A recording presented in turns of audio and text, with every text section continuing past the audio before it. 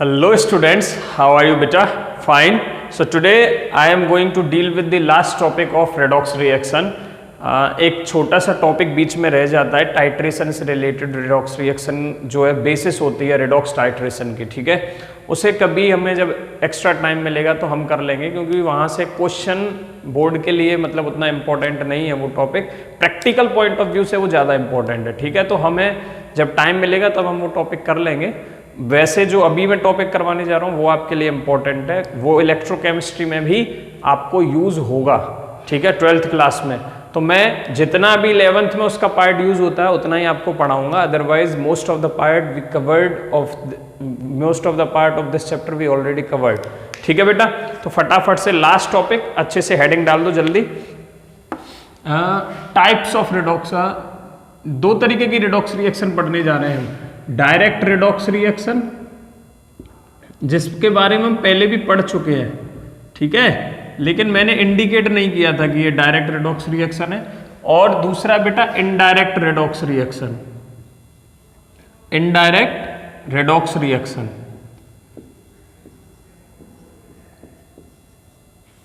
ये direct redox reaction क्या है? जैसे तुम्हें याद होगा हमने एक बीकर लिया था, तुम्हें याद होगा बेटा हमने क्या किया था, एक बीकर लिया था, ठीक है, इसमें CuSO4 का सॉल्यूशन लिया हुआ था, याद है ना, ये सब पढ़ाया हुआ है। इसमें जिंक मेटल की रॉड डिप की मैंने, Zn सॉलिड था, ठीक है, इसको स्टर कर रहा था धीमे धीमे, तो क्या हो गया कि ZnSO4 बन ये रिएक्शन हो रही थी Zn प्लस CuSO4। स्टार्टिंग में ये ब्लू कलर का था, ठीक है, थोड़ी देर के बाद क्या होता है, ये सॉल्यूशन जो ब्लू कलर का है ये कलरलेस हो जाता है। क्यों कलरलेस हो जाता है? क्योंकि कंपाउंड ही चेंज हो जाता है रिएक्शन होने के बाद, ZnSO4 बन जाता है, कॉपर यहाँ से सॉलिड बन जाता है। तो ये ब्लू कलर दिखा रहा था Cu2 प्लस आयंस की वजह से। अब कॉपर क्या है, जीरो ऑक्सीडेशन स्टेट में आ गया, तो इसका कलर चला जाता है, ठीक है। तो यहाँ पे अल्टीमेटली हो क्या रहा था कि Zn और Cu2 प्लस की रिएक्शन हो रही है बेटा, और क्योंकि सल्फेट की ऑक्सीडेशन स्टेट चेंज नहीं होती है, केवल इन दोनों की चेंज होती है। स्टार्टिंग में ये सॉलिड था इसलिए इसकी जीरो थी, रिएक्शन के बाद ये 2 प्लस बन जाता था और ये Cu सॉलिड बन जाता था। ये सब आपको डिटेल में अच्छे से पढ़ाया हुआ है पूरा, ठीक है। तो यहाँ पे क्या हो रहा है बेटा, डायरेक्ट रिडॉक्स रिएक्शन हो रही है। ये रहा हमारा जो ऑक्सीडाइज करने, अच्छा मुझे बताओ इनमें से एक ऑक्सीडेशन किसका हुआ? Zn का हुआ। ऑक्सीडेशन, रिडक्शन किसका हुआ है बेटा? Cu का हुआ है। तो इसमें ऑक्सीडेंट कौन बना? इसमें ऑक्सीडेंट बना जिसका रिडक्शन हुआ है, Cu2 प्लस इसका ऑक्सीडेंट हुआ, और ऑक्सीडेशन मतलब जिसका हुआ है वो रिडक्टेंट बना, ठीक है, मतलब रिडक्टेंट मतलब वो रिड्यूसिंग एजेंट बना, और ऑक्सीडेंट मतलब वो ऑक्सीडाइजिंग एजेंट बना।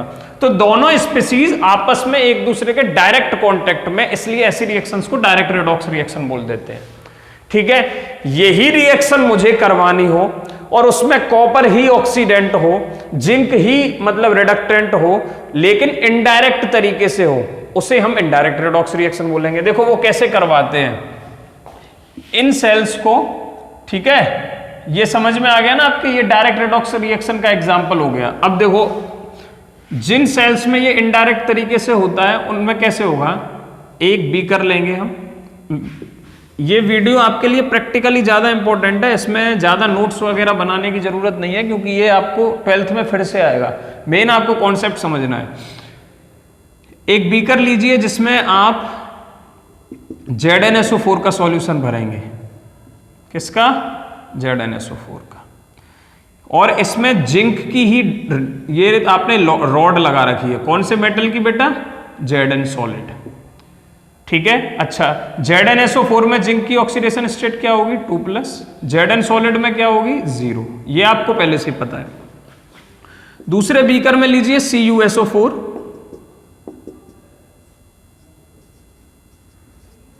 रॉड किसकी डिप कर रखी है आपने? Cu की, Cu सॉलिड।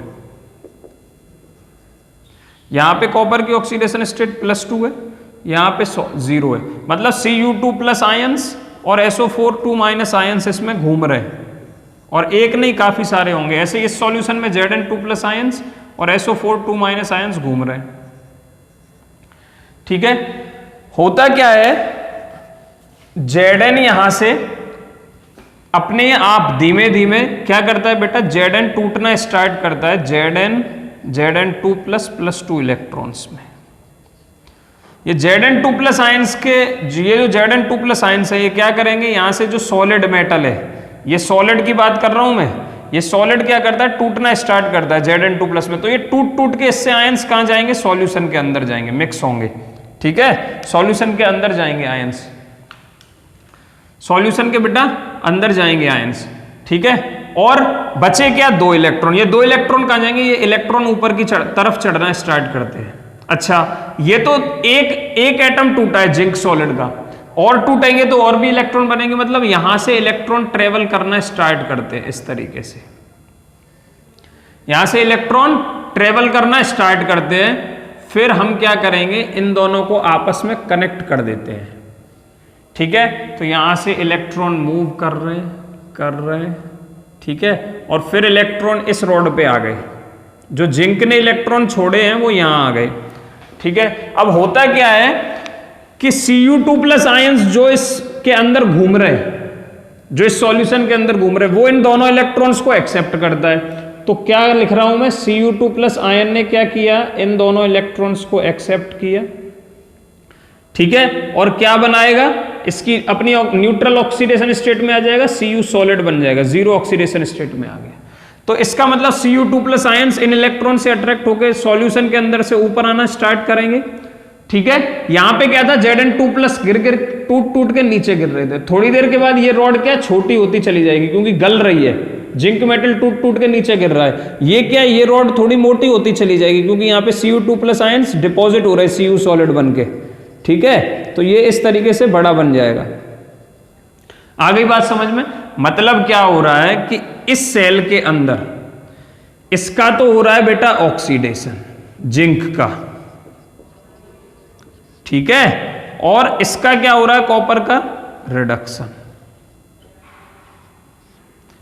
ठीक है, अच्छा यहां पे हम क्या करते हैं, एक लगा देते हैं, ये डिपेंड कर, एमीटर, कुछ लोग यहाँ पे वोल्ट मीटर लगाते हैं, ठीक है, कुछ लोग गैल्वेनोमीटर। तो ये अलग अलग डिवाइसेस हैं करंट मेजर करने की। जब छोटे स्केल पे मेजर करते हैं तो केवल गैल्वेनोमीटर केवल सेंसिटाइज करने के लिए काफी होता है, एमीटर हायर करंट मेजर करने के लिए होता है। तो हम यहाँ पे करंट मेजरिंग डिवाइस लगाएंगे। पहले वो एकदम 0 है, जैसे ही यहां से कोई करंट फ्लो होना स्टार्ट होगा तो ये डिवाइस क्या कुछ ना कुछ रीडिंग देगी। ठीक है, तो मैं यहाँ पे V लिख दे रहा हूं फिलहाल, तो वोल्ट मीटर है। ठीक है, अच्छा तो मेरे को एक बात बताओ, चलो, जिसपे हमारा जिंक है, याद रखना, इसको बोलते हैं बेटा, क्या बोलेंगे इसे, एनोड। क्या बोलते हैं इसे, एनोड। ठीक है, हमेशा रहेगा लेफ्ट साइड में, एनोड कहां रहेगा, लेफ्ट साइड में। फिर इस पे हो क्या रहा है, ऑक्सीडेशन। क्या हो रहा है, ऑक्सीडेशन। ये सब चीजें आपको याद रखनी है। क्या हो रहा है, ऑक्सीडेशन। कौन से चार्ज रहेगा इस पे, ये नेगेटिवली चार्ज इलेक्ट्रोड रहेगा। कौन सा रहेगा बेटा, negatively charge electrode, negatively charged. ठीक है, और लास्ट में मैं यहां लिख रहा हूं E, मतलब इलेक्ट्रोड। आपके लिए मैंने एक शॉर्टकट बना दिया बोर्ड पे, देखो, एलोन। क्या याद रखोगे, एलोन। एनोड है, लेफ्ट पे रहेगा, ऑक्सीडेशन हो रहा है एनोड का, और यहां पे नेगेटिव चार्ज रहेगा इलेक्ट्रोड। ठीक है, याद रहेगा, एलोन मतलब ये नेगेटिवली चार्ज हो गया। क्यों, क्योंकि यहां पे इलेक्ट्रॉन्स लगातार बढ़ रहे हैं। इसका जस्ट अपोजिट करते चले जाओ, ये क्या है, कैथोड है। अगर वो एनोड है तो पॉजिटिवली चार्ज, ये पॉजिटिवली चार्ज हो जाएगा, कैथोड है। ठीक है, C फॉर कैथोड। फिर L मत की जगह लिखो राइट, एकदम अपोजिट बना दो उसका। फिर ऑक्सीडेशन की जगह लिखोगे रिडक्शन। ठीक है बेटा, फिर क्या लिखोगे, नेगेटिव की जगह लिखोगे पॉजिटिव। क्या लिखोगे, पॉजिटिव और इलेक्ट्रोड, पॉजिटिव इलेक्ट्रोड। समझ में आ गया? Is it clear? कोई दिक्कत नहीं होनी चाहिए। ठीक है बेटा, ये नेगेटिव चार्ज, ये पॉजिटिवली चार्ज। इसमें, इसके अंदर बेटा इलेक्ट्रॉन्स इधर फ्लो हो रहे थे। याद रखना, जो इलेक्ट्रॉन्स फ्लो होने का डायरेक्शन है उसका जस्ट अपोजिट डायरेक्शन होता है करंट फ्लो होने का। किसका, I का। तो जो आई मतलब कन्वेंशनल करंट फ्लो होगा वो किधर होगा, cathode to anode. Conventional current किधर फ्लो होगा बेटा, कैथोड टू एनोड। याद रखोगे ये बात, ठीक है। अच्छा एक चीज और रह गई, बस सब कुछ खत्म हो गया। एक चीज क्या रह गई कि देखो यहां पे Zn2 प्लस आयंस धीमे धीमे बढ़ते चले जाएंगे इस सॉल्यूशन के अंदर, क्योंकि यहां से टूट टूट के गिर रहे हैं, ठीक है। तो यहां पे क्या है, पॉजिटिव चार्ज बढ़ता चला जाएगा, ये तो फिर गड़बड़ हो जाएगी। और यहां पे क्या होगा, Cu2 प्लस इसको छोड़ के जा रहा है, मतलब यहां नेगेटिव चार्ज बढ़ता चला जाएगा। तो तुम्हें क्या है, इन दोनों बीकर्स का चार्ज न्यूट्रलाइज करना पड़ेगा। उसको न्यूट्रलाइज करने के लिए हम क्या करते हैं, एक इन्वर्टेड यू ट्यूब शेप, क्या बोल रहा हूं बेटा, एक उल्टा यू ट्यूब शेप एक ट्यूब लेंगे कांच की इस तरीके से, ठीक है। इसको बोलते हैं सॉल्ट ब्रिज। इन दोनों के बीच में हम एक सॉल्ट ब्रिज कनेक्ट करेंगे, और इस सॉल्ट ब्रिज में कुछ इलेक्ट्रोलाइट भरे होते हैं, मतलब कुछ सॉल्ट सॉल्यूशन होते हैं, जैसे फॉर एग्जांपल KCl, AgNO3, ठीक है, और बहुत सारे हो सकते हैं, एटसेट्रा एटसेट्रा। और ये क्या है, पेस्ट जैसा होगा, एकदम जिलेटिन के अंदर बनता है, ऐसे समझो चिपकना एकदम रबड़ जैसा, तो थिक होता है, ठीक है। तो ये क्या करते हैं, जैसे यहाँ पॉजिटिव चार्ज बढ़ रहा है 2 प्लस, तो यहां से ये Cl माइनस, इधर नेगेटिव चार्ज इधर सप्लाई होना स्टार्ट हो जाते हैं नीचे की तरफ, और इसमें से पॉजिटिव आयंस इधर ट्रांसफर होना स्टार्ट हो जाते हैं। तो ये क्या करते हैं, इधर के पॉजिटिव चार्ज को नेगेटिव चार्ज से जो इसके अंदर से जा रहा है वो न्यूट्रलाइज करेंगे, और इसके अंदर से जो इधर जो नेगेटिव चार्ज बढ़ रहा है वो पॉजिटिव चार्ज इधर आएंगे, तो इसको न्यूट्रलाइज करेंगे। तो ये सॉल्ट ब्रिज क्या काम करता है, इलेक्ट्रिकल न्यूट्रलिटी बैलेंस करता है इस सेल की, ठीक है, इस सेल की। इस सेल का नाम क्या है बेटा, इलेक्ट्रोकेमिकल सेल्स बोलते हैं इन्हें क्या बोलते हैं, electrochemical cells. Is it clear, क्या बोलते हैं बेटा, इलेक्ट्रोकेमिकल सेल्स। अच्छा मैंने इसमें स्पेसिफिक एग्जांपल लिया है किसका, जिंक सल्फेट मतलब Zn का और Cu का। तो जिस सेल में Zn और Cu स्पेसिफिक आ रहा हो उसका अलग से नाम है, वो भी एक इलेक्ट्रोकेमिकल सेल ही है, लेकिन उसका स्पेशल नेम दे दिया गया गैल्वेनिक सेल। क्या नाम दे दिया बेटा, गैल्वेनिक सेल। ये इलेक्ट्रोकेमिकल सेल का ही एक पार्ट है। तो आपसे कभी पूछा जाए कि जो इलेक्ट्रोकेमिकल सेल्स होती हैं उनमें कौन सी रेडॉक्स रिएक्शन होती है, तो आप बोलोगे इनडायरेक्ट रेडॉक्स रिएक्शन होती है। आ रही बात समझ में, इनडायरेक्ट रेडॉक्स रिएक्शन होती है।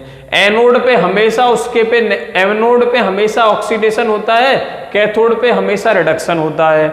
एनोड हमेशा नेगेटिवली चार्ज होगा, लेफ्ट साइड में होगा, कैथोड हमेशा क्या है, पॉजिटिवली चार्ज होगा, राइट साइड में होगा, ठीक है। पूरी प्रोसेस आपको अच्छे से समझाई। Zn सबसे पहले यहां से टूटता है 2 प्लस प्लस 2 इलेक्ट्रॉन में, इलेक्ट्रॉन ऊपर की तरफ चढ़ते चढ़ते चढ़ते चढ़ते कैथोड की तरफ जाते हैं, ठीक है। एक्चुअली में क्या होता है, इधर करंट फ्लो हो रहा होता है, और यहां से इस सेल से हमें क्या केमिकल रिएक्शन हो रही है। अल्टीमेटली इन दोनों के बीच में केमिकल रिएक्शन हो रही है इनडायरेक्ट तरीके से, और एक करंट जनरेट हो रहा है I। इस करंट को यूज करके आप ऊपर ऐसे तार कनेक्ट करके बल्ब भी जला सकते हो, ठीक है। तो यहां पे ये रिएक्शन हुई इनडायरेक्ट रेडॉक्स रिएक्शन। आपको मुझे इसमें बस इतना ही समझाना था। डिटेल में इलेक्ट्रोकेमिस्ट्री चैप्टर के अंदर आपको अभी भी इच्छा हो तो आप मेरी वीडियोस इलेक्ट्रोकेमिस्ट्री की देख सकते हो, वहां पे ये आपको बहुत डिटेल में मिलेगी। आपके में खाली इतना ही पार्ट है इसका, ठीक है। आपको बस इतना याद रखना है कि इसमें इनडायरेक्ट रेडॉक्स रिएक्शन क्यों है, क्योंकि बीकर से एकदम सेपरेट है, ठीक है। अच्छा इसमें एक चीज और याद रखनी है, ये कैसे पता चलता है कि सर क्या हम CuSO4 को यहां नहीं रख सकते थे और ZnSO4 को यहां नहीं, कौन ऑक्सीडेशन पे जाएगा कौन रिडक्शन पे जाएगा। तो देखो इस पूरे बीकर को और इसमें ये जो रॉड रखी है, इतनी असेंबली को एक इलेक्ट्रोड बोलते हैं। क्या बोलते हैं बेटा, एक इलेक्ट्रोड बोलते हैं। और इसका इलेक्ट्रोड का अपना एक पोटेंशियल होता है, ये इलेक्ट्रोड पोटेंशियल, इस टर्म का नाम आ जाएगा फिर इलेक्ट्रोड पोटेंशियल। तो एक नया टर्म हम आपके लिए डिफाइन करने जा रहे हैं, इलेक्ट्रोड पोटेंशियल। ये सब टर्म्स इलेक्ट्रोकेमिकल सेल के लिए हैं, ठीक है।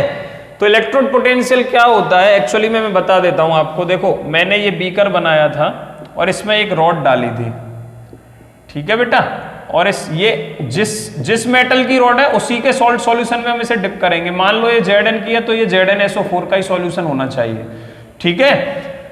तो यहां से क्या है, ये सॉलिड था, यहां पे कोई चार्ज नहीं है रॉड पे, लेकिन इसके अंदर Zn2+ आयंस टूटे पड़े हुए, ठीक है। तो इस पर्टिकुलर रॉड और यहां पे, ठीक है, क्या होगा, धीमे धीमे ये सॉलिड टूट रहा है, Zn सॉलिड टूट के Zn2+ बन रहा है, ठीक है। तो यहां पे और +2 इलेक्ट्रॉन, ये 2 इलेक्ट्रॉन इस रॉड पे ही है अभी तक, ठीक है। तो ये नेगेटिवली चार्ज होती चली जाएगी, इसीलिए ये नेगेटिव हो जाता है, और ये पॉजिटिवली चार्ज होता चला जाएगा। अब तुम्हें पता है जहां पे दो ऐसे पॉजिटिव नेगेटिव एक दूसरे से मिल रहे हो, वहां पे कुछ पोटेंशियल डिफरेंस जनरेट होता है। क्या जनरेट होता है? दोनों के बीच में पोटेंशियल डिफरेंस। उस पोटेंशियल डिफरेंस को यहां पे इलेक्ट्रोड पोटेंशियल बोलते हैं, ठीक है। उस पोटेंशियल डिफरेंस को जो रॉड और सॉल्यूशन के बीच में जनरेट हो रहा है उसे क्या बोलते हैं बेटा? इलेक्ट्रोड पोटेंशियल बोलते हैं, ठीक है। तो क्या मैं डिफाइन कर सकता हूं? It is the potential difference, it is the potential difference between metal rod and its electrolytic solution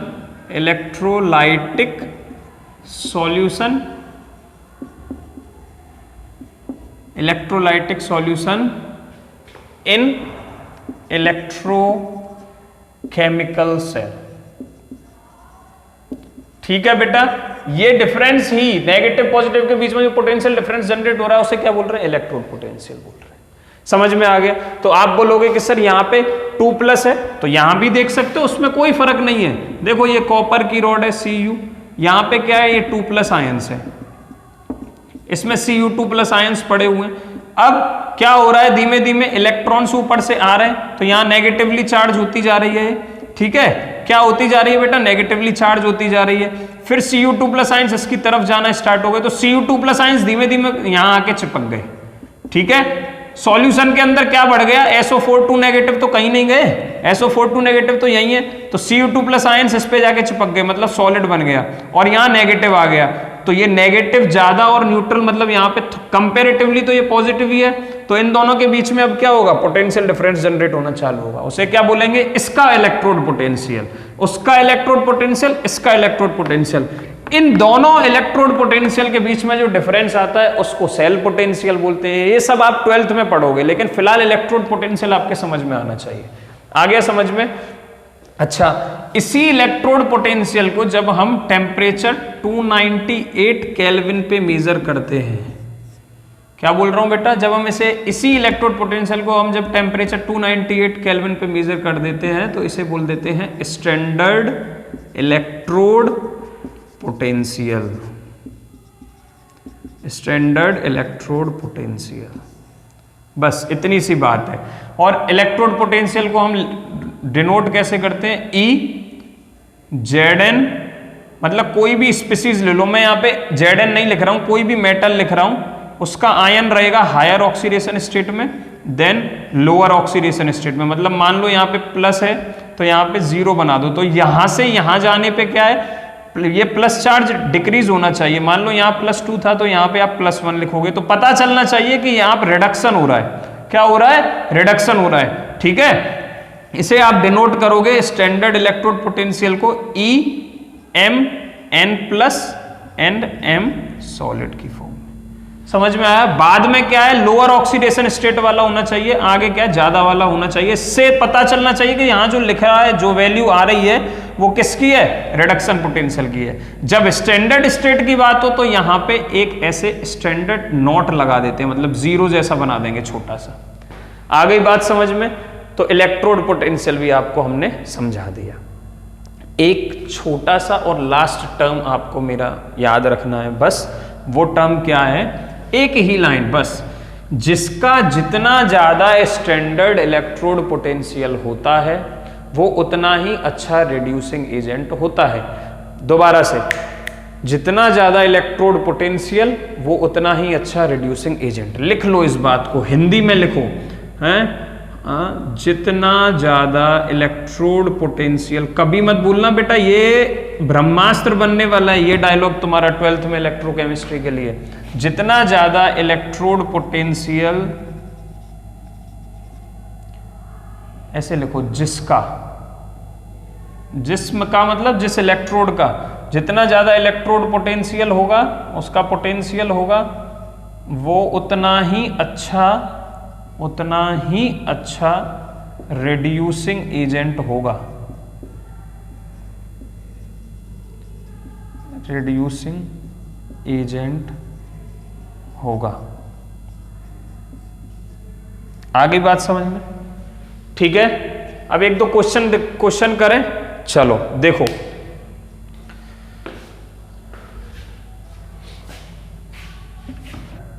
question NCERT के 2-3 क्वेश्चन है कि इनमें से कौन सी रिएक्शन फिजिबल होगी और कौन सी नहीं होगी। फिजिबल का मतलब है होगी या नहीं होगी, फिजिबल मतलब होगी, नॉट फिजिबल मतलब नहीं होगी।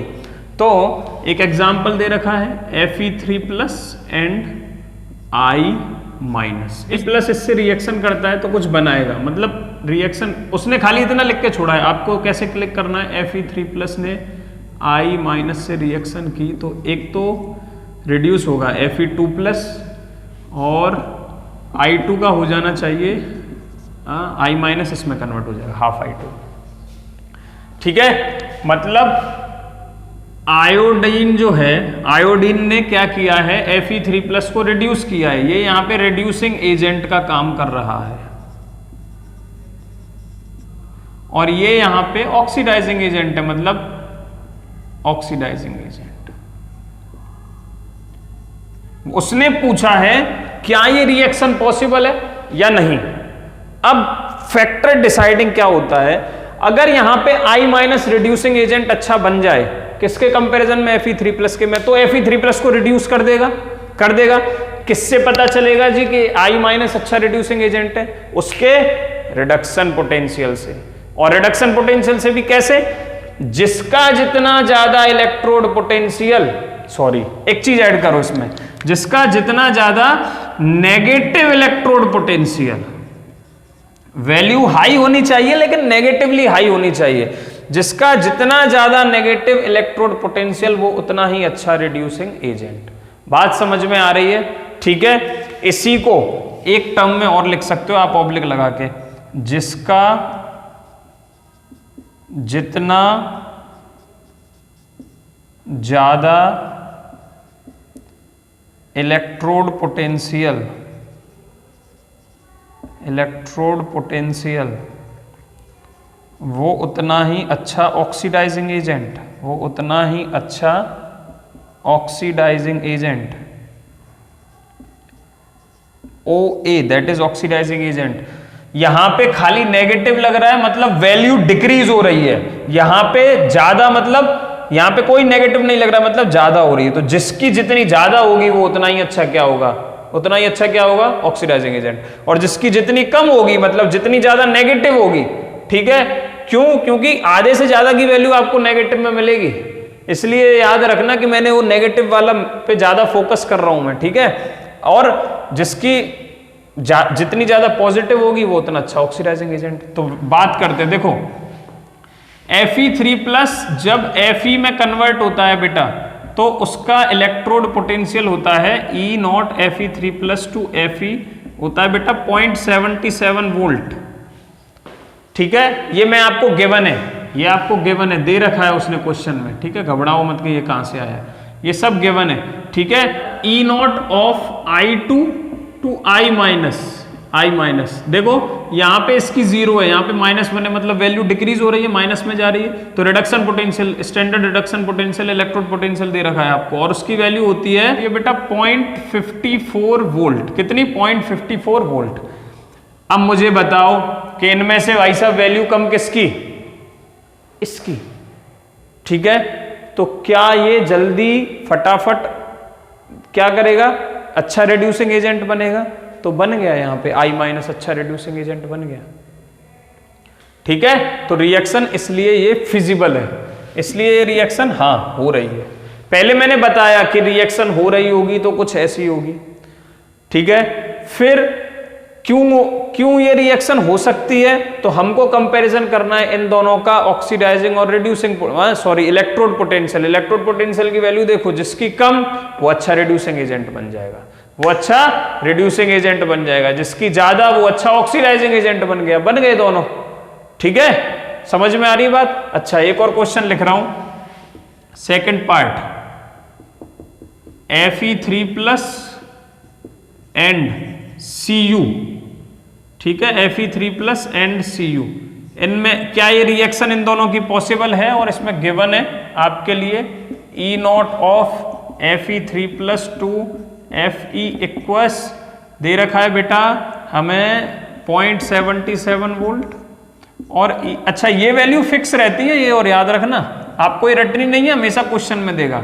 ठीक है, और E0 of Cu2+ to Cu है बेटा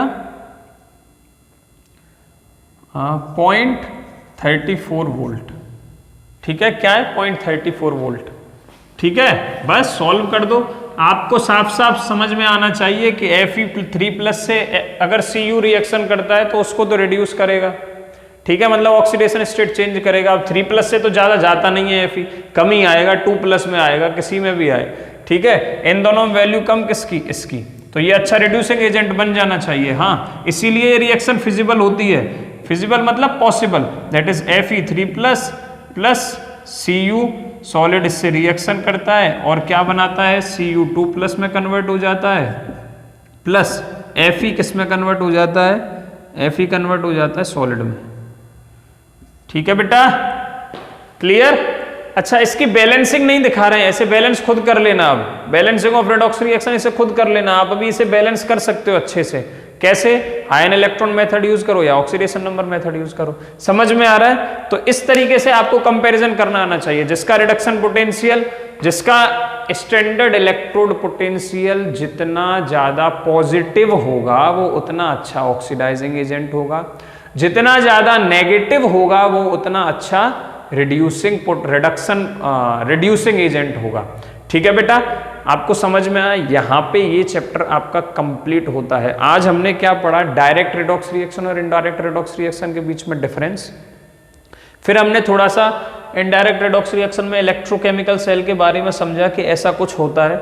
ठीक है, फिर हमने आपको बताया इलेक्ट्रोड पोटेंशियल क्या होता है, फिर इलेक्ट्रोड पोटेंशियल की वैल्यूज के बारे में बताया, जिसका ज्यादा होगा वो उतना अच्छा ऑक्सीडाइजिंग एजेंट बनता है, और बाकी उसका एग्जैक्ट अपोजिट कर दो। दोनों चीजें एक साथ मत याद रखो, एक लाइन को याद रखो, ऑक्सीडाइजिंग एजेंट वाली या रिड्यूसिंग एजेंट वाली, दोनों में से एक याद रखो, काम हो जाएगा। तो एक्सरसाइज के क्वेश्चन करो, और अलग अलग जगह से जहां से भी क्वेश्चन मिले वो क्वेश्चन करो, नहीं समझ में आते हैं पूछो, अच्छे से पढ़ते रहिए। And thank you for watching my videos.